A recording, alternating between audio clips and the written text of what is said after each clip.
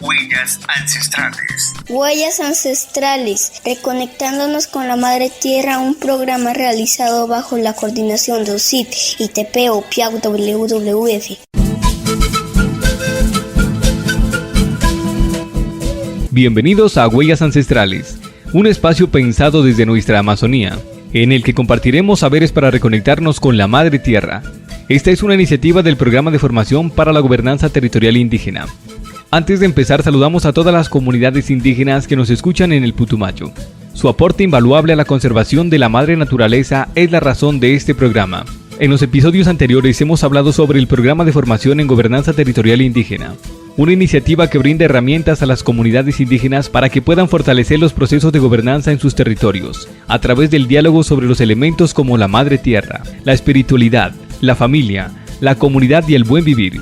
En esta nueva entrega hablaremos sobre la economía propia, un concepto que debemos comprender mejor, ya que de él depende parte del bienestar de las comunidades indígenas hoy en día. Para conversar sobre este tema, hoy nos acompañan dos invitados especiales.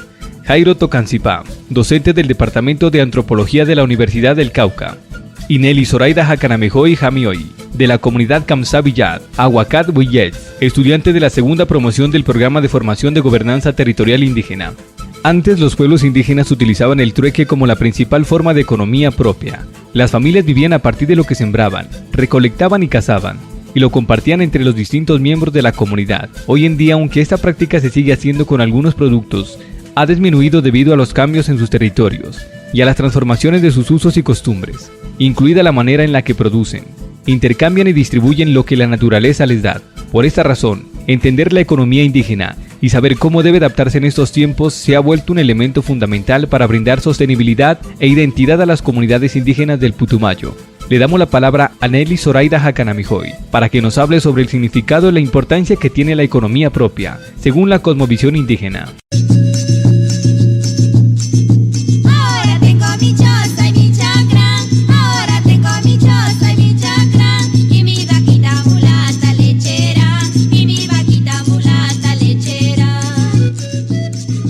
Para mí, son las diversas formas de organización económica que tenemos nosotros como pueblo, donde individual o colectivamente desarrollamos procesos de producción, el intercambio, el funcionamiento y consumo que produce nuestra madre tierra.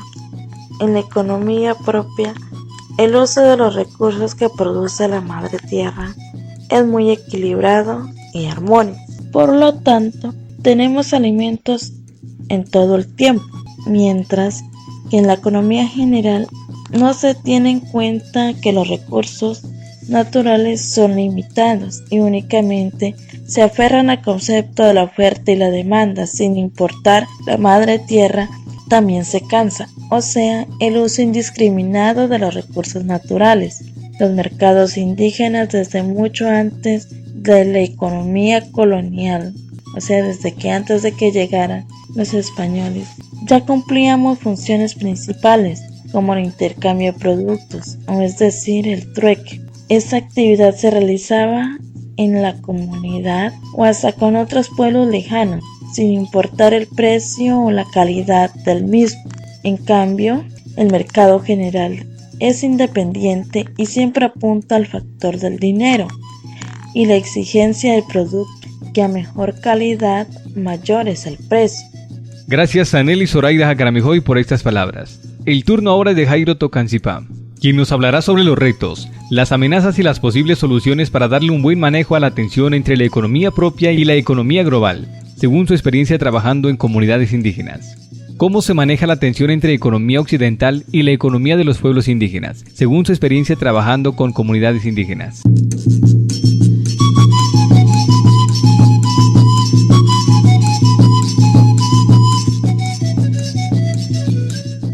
Personalmente pienso que no hay una sola tensión, sino que hay múltiples tensiones de economías, de mercado y economías indígenas. Y esto nos plantea distintos desafíos.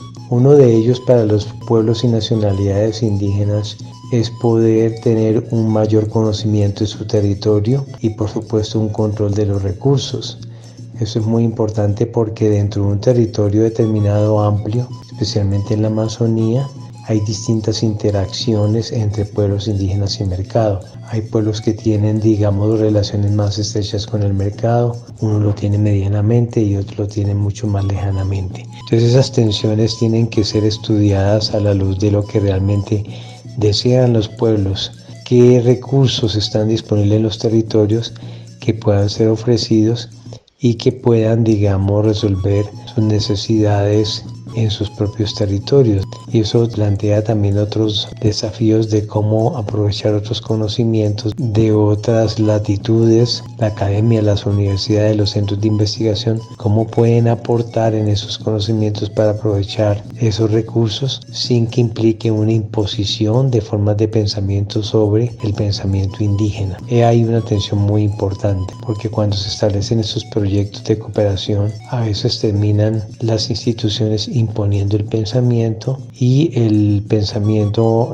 local termina siendo dependiente y, digamos, reducido por una serie de visiones de mundo que vienen desde otras latitudes. Allí hay una tensión muy importante y la clave, creo yo, está en la parte, digamos, de formación de líderes y tener claro qué es lo que se quiere lograr. Una de las amenazas es el tema de la tecnología. A través de los medios masivos de comunicación se transmiten muchos mensajes de consumo. Entonces muchas veces los jóvenes terminan atrapados en un encanto, digámoslo así, que se convierten, digamos, en unas luces brillantes que atraen a los jóvenes y a las nuevas generaciones y que terminan opacando o disminuyendo la atención sobre el ser indígena en su contexto local. Frente al mercado global, pues tienen que ver también con productos que llegan desde mercados en términos de ropas, en términos de productos de consumo masivo, radios, televisores, celulares incluso, que se convierten cada vez en atractivos para muchas personas. Entonces hay que diseñar estrategias muy locales con los pueblos indígenas. Hay que trabajar mucho la espiritualidad, por ejemplo, en la parte ritual, con los mayores, con los médicos tradicionales, para que sean unos guías frente a esta serie de situaciones y hagan las consultas de rigor con la naturaleza sobre qué otras alternativas se puedan plantear. Y aquellas que se aceptan, pues justamente creo yo que es donde los pueblos indígenas deben determinar cómo pueden ser aceptadas, cómo pueden ser aprovechadas, sin que esas cosas terminen dominando el pensamiento propio. Con toda esta presión de los mercados globales también se está perdiendo también mucho la lengua propia. Entonces allí hay que desarrollar unas estrategias donde el lenguaje pueda fortalecerse, pueda justamente servir de vía o medio de comunicación para interactuar con el mundo de afuera. Recordemos que el tiempo de la naturaleza es uno y el tiempo del mundo agitado de las ciudades y el mundo global es otro, son dos tiempos distintos. Entonces muchas veces esos tiempos de afuera son muy rápidos, aceleran las cosas, aceleran los procesos y para eso es necesario siempre tener claridad de que el tiempo de la naturaleza, el tiempo de los pueblos es diferente al otro. Entonces allí hay que tener un poco más de paciencia y más de análisis. Pudimos observar una experiencia muy interesante, creo que fueron los amigos Quillacingas que trabajan el tema artesanal y que llevan más de 10 o 15 años con ese proyecto y les ha funcionado.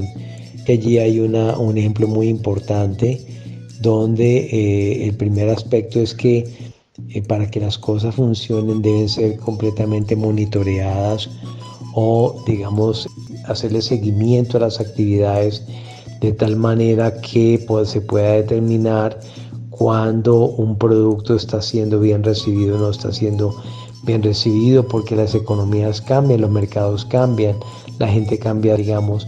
¿Qué quiere decir esto? Que no es solamente la producción de un producto nomás, sino que es un conjunto de actividades que tienen lo que llaman algunos la cadena de valor. Otra actividad muy importante en términos de economía que posibilita el éxito es el trueque. Recordemos que el trueque es una actividad ancestral de pueblos amazónicos y pueblos andinos también. Esa actividad se viene desarrollando y viene tomando mucha fuerza en los últimos años.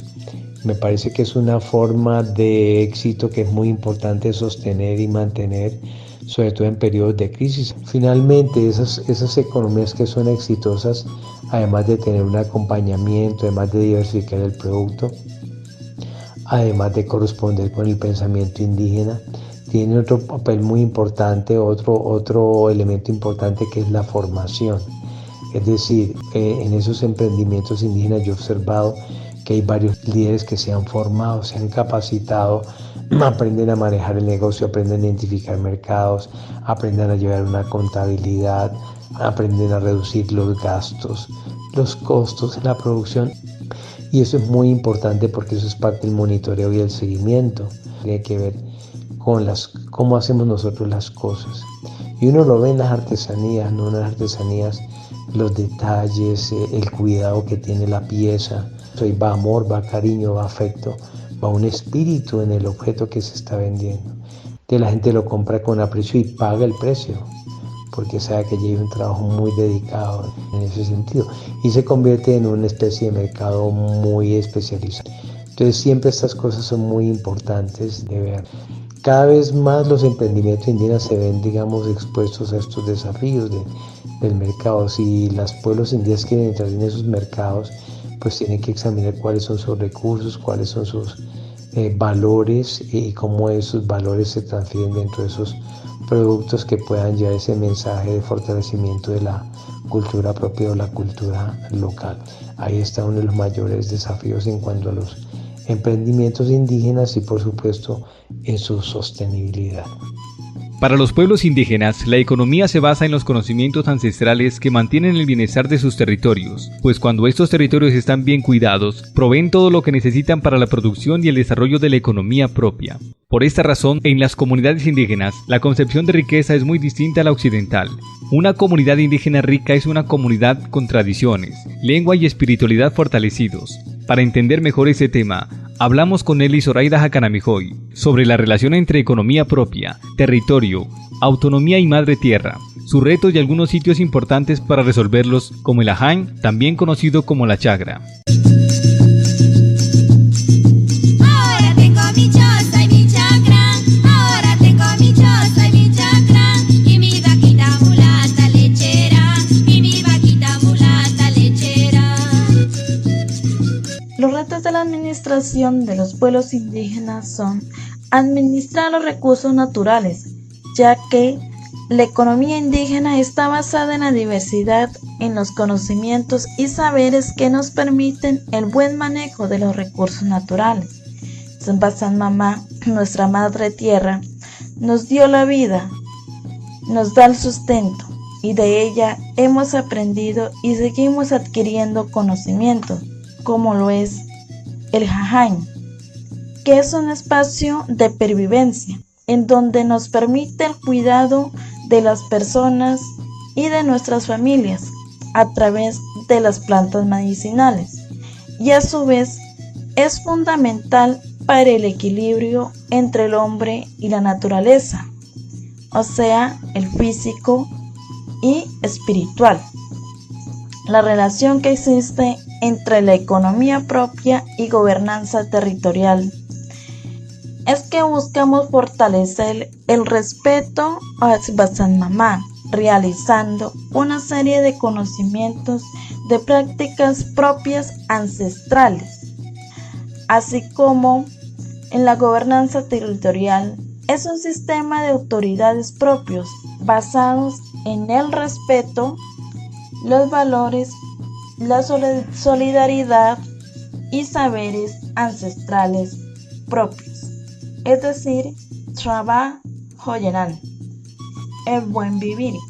Como miembro del pueblo Camtra, en la Chagra también se encuentran las semillas, donde reposan las semillas, está la siembra, y el intercambio de pensamientos y saberes que se transmite oralmente a través o por medio de generación en generación. Como escuchamos en este episodio, La economía propia es otra de las formas en las que los pueblos indígenas han conservado y vivido en armonía con la madre tierra. Pueden cuidar sus territorios y tener una buena relación con la madre naturaleza. Si las comunidades indígenas quieren seguir gozando de una buena economía propia, es necesario conservar todos estos elementos y usar de manera sostenible aquello que se tiene en los territorios. Del cuidado que le den hoy a su hogar, a su cosmogonía y a su cosmovisión, dependerá la economía propia y el buen vivir de las generaciones futuras.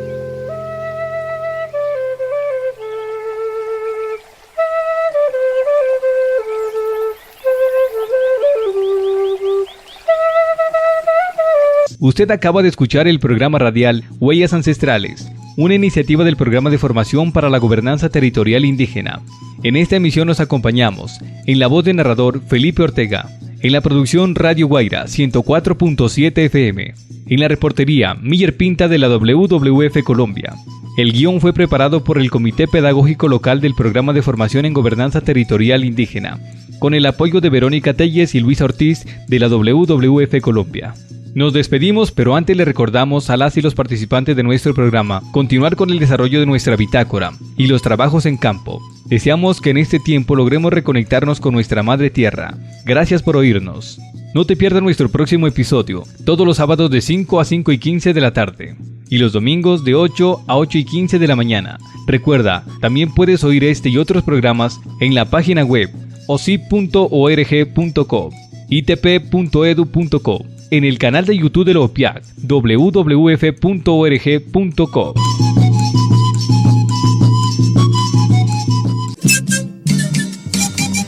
Huellas ancestrales. Huellas ancestrales, reconectándonos con la madre tierra, un programa realizado bajo la coordinación de OSIT, ITP, OPIAC, WWF.